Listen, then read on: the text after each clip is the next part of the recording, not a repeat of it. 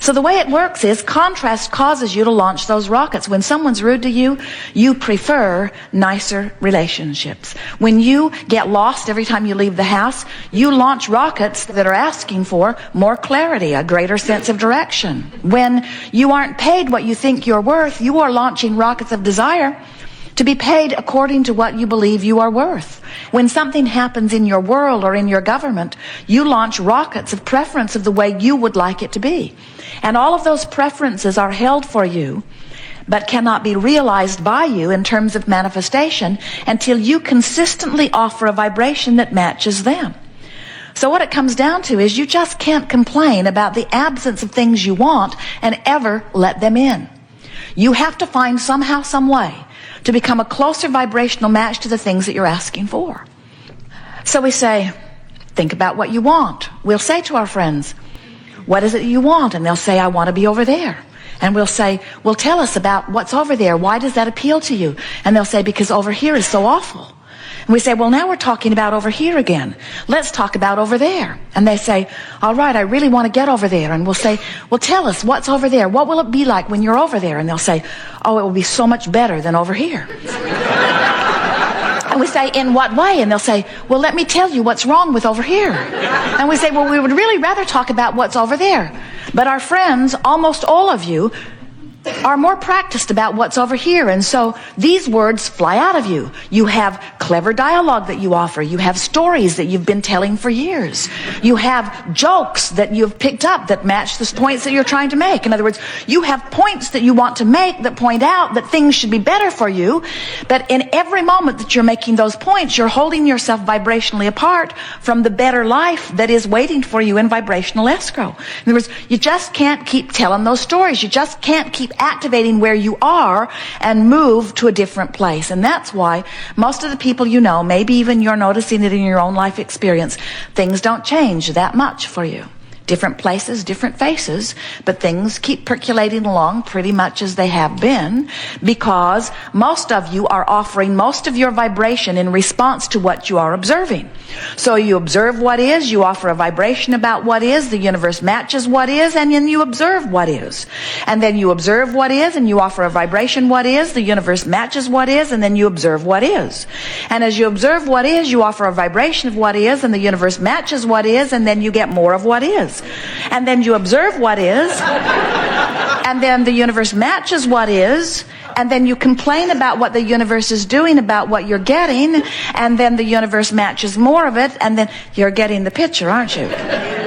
Something has to change in your approach to the way you offer your vibration. And what we're really wanting to say to you is, you have to decide that you're going to offer your thoughts in response to how they feel, not in response to how habitual they are. It would sort of be like having something that your mother cooked for you that you never liked. And now you've been out of her kitchen for years, but you still eat it every day.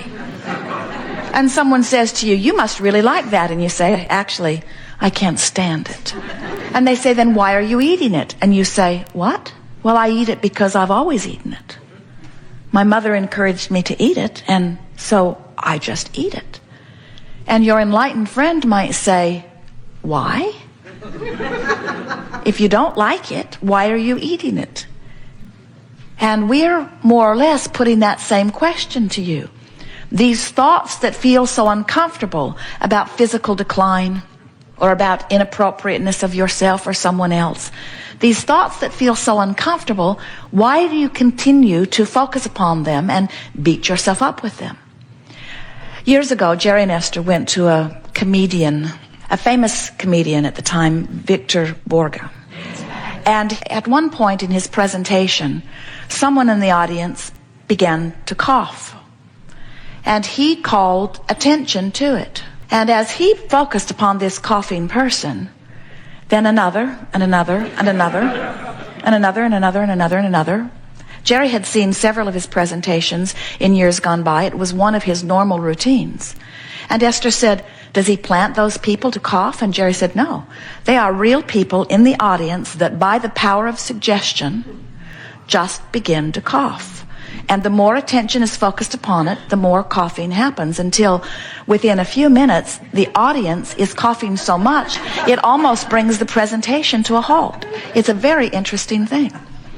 Power of suggestion is nothing more than an activation of vibration that calls forth within you things that are already present within you. So if you have been thinking thoughts through time, and then someone else who is now thinking the thought is commenting on the thought, and so now you're both thinking the thought together and having the exposure to the thought together, this thought is a more activated thought, and the likelihood of this thought being activated again is now greater than it was even before this activation. So these activated thoughts, we really want you to focus upon that word. An activated thought is nothing more than something you're giving your attention to, which is for the time of your attention activated. But the more often you activate a thought, then the more easily activated it is until it becomes a dominantly activated thought. And a dominantly activated thought is nothing more than a habitual thought. It's what you would call a belief. Now, people think that beliefs are factual conclusions. And maybe that's a good description of a belief. In other words, you think something's true, so you focus upon it, and as you focus upon it, you activate it, and as you activate it, law of attraction brings it to you, and you say, see, I knew it was true. And we say, everything is truth that you give your attention to for very long, because you can't give your attention to anything for very long without activating it enough that it will manifest in your experience. And so saying, I'm giving my attention to this because it's true, seems a little silly to us. That's like saying someone else focused upon something they did not want long enough that they activated it long enough that it manifested in their experience, and because it is manifested in their experience by their attention to it, then I should give my attention to it long enough that it activates and manifests in my experience. And we say, we don't understand that reasoning. That's like saying, because someone else did something that I do not want to do, I should do it too. And we know you don't mean that, and yet that's what so many of you are doing, because you are, we love you, sloppy with your thoughts. In other words, you are lazy about thinking. You think the thoughts that are the easiest, and we have to say to you, the thoughts that are the easiest to think are the thoughts that have already been the most activated. The thoughts that are the easiest to think are the thoughts that have already manifested and that are surrounding you. If a comedian can make a room full of people begin coughing just by the power of suggestion in a matter of minutes, then can you imagine what's happening to you as you listen to the television playing in the background with hour after hour after hour of commercial pointing out your fallibility, pointing out the decline of your physical body, offering suggestions of things? The government thinks that they are doing you a favor by pointing out all of the side effects of the different things that they're offering. But actually, they have compounded the negative effect of the commercials by 1,000-fold, because now, not only is what activated within you the slight symptom that you might have that makes you ask for this ingredient that might cure it, but now you are privy to all of the vibrational dialogue about all of the possible side effects, because one person in a city that you do not know had such an effect, and so now they feel that they must point that out to you. It might make you blind, they say. Probably not a very good chance of that, but you hear that commercial a few thousand times and you're coughing in the audience. It's just the way it works, you see. Do you know that's what your negative emotion is? Please return to the highlighted route. Please return to the highlighted route. Is your indication that you are not now in vibrational alignment with what you are wanting.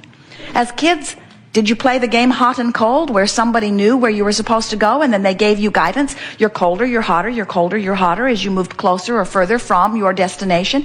It's the same thing. Your guidance system is letting you know where you are, the vibrational relativity between where you say you want to be and what's waiting for you over there in vibrational escrow, and the thoughts that you are activating right now, which equal your point of attraction. You will never move towards something that you are vibrationally different from. So when you think about it, your vibrational escrow is full of all of the things that you've been thinking about. Some of them you want, some of them you don't want.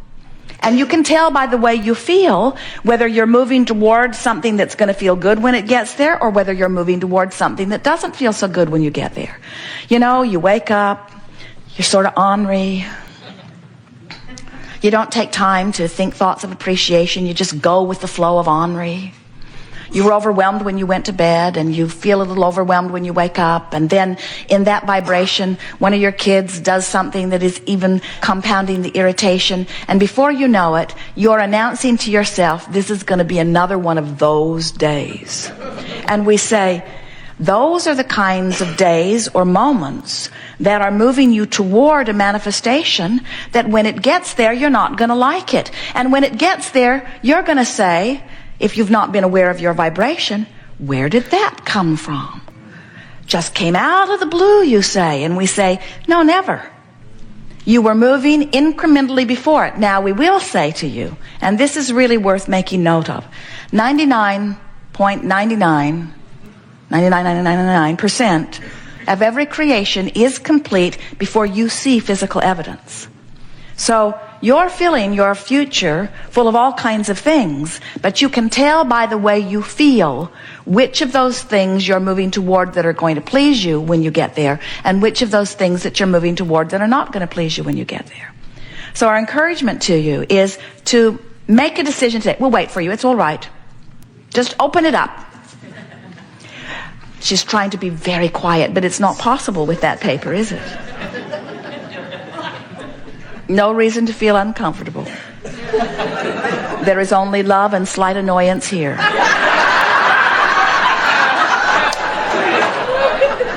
No annoyance.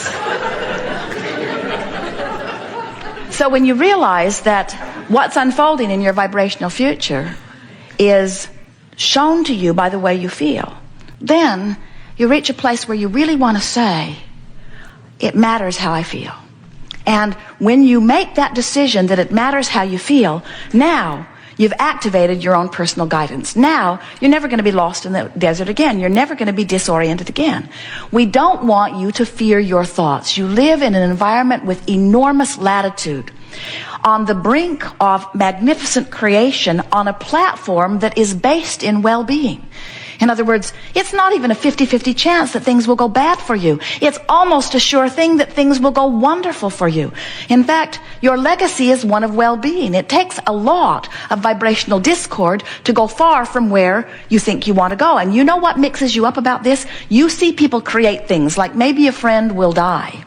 And you think, most of you who don't want to die or don't want to die yet, you've accepted that you will, but you don't want to do it ever.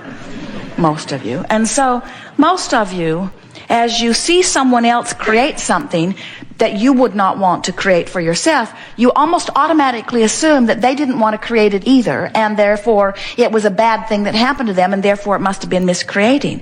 And you just don't know that. You cannot know the vibrational relationship between what anybody else wants and where anybody else is. And when you try to factor in their opinions about this and that and the other, you lose your place. That's why so many people have lost track of their journeys. It's why so many people, you have this incurable disease, somebody gives it that label. And the only reason they call it incurable is because they haven't seen a cure for it. Well, who are they who gets to decide the vibrational relationship between where you are and where you want to be? What anybody else has done with their vibrational relationship has nothing to do with you. The facts or the evidence of what anybody else has created about anything has nothing to do with you. How did they convince you that it has something to do with you? Early on, you must have stopped listening to your own guidance and started listening to guidance that was outside of you. And the problem with that is, they're not all that interested. They can't stay undividedly focused upon you and the elements of your experience. You want them to. You expect them to. That's the reason that so many of you are resentful of your own parents. You ask the impossible of them. You wanted their undivided attention, and they could not begin to give you their undivided attention. No one can. But source energy gives you its undivided attention. And its undivided attention is a vibration of well-being. And when you deviate from the undivided attention of source energy into a thought of unworthiness, or into a thought of not enoughness, or into a thought of inferiority or insecurity, those emotions that feel so awful to you are your evidence that you have deviated from the undivided thought of source energy. Source energy loves you no matter what, you see. Source energy expects good things for you no matter what. And when you focus other than that and beat the drum of something long enough that you activate a vibration within you where you don't let the well-being in that you want and deserve, then you vibrationally deviate from your source. But your source never forsakes you. Your source, it never lets go of you. Your source never stops focusing upon you. But sometimes you get out of range.